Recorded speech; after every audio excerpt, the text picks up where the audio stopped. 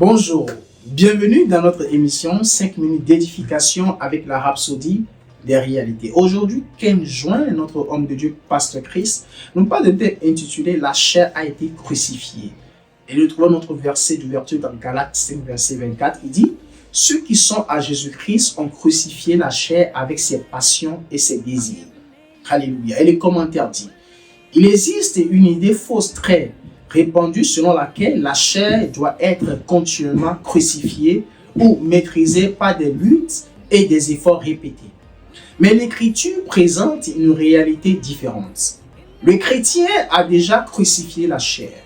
La Bible juive complète rend magnifiquement notre verset d'ouverture. Elle dit « De plus, ceux qui appartiennent au Messie, Yeshua, ont mis leur ancienne nature à mort sur le bûcher avec ses passions et ses désirs. » Ce n'est pas un processus, mais une réalité accomplie.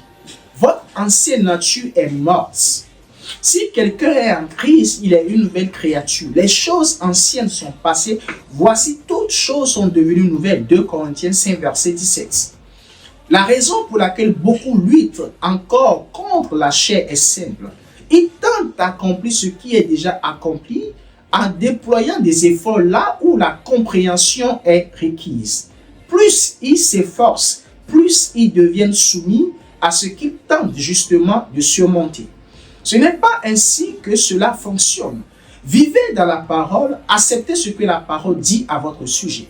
Même les œuvres de la chair énumérées dans Galates 5, verset 19 à 21 ne sont pas attribuées aux démons, mais à la chair elle-même. Ce qui indique que le problème n'est pas extrême, mais interne.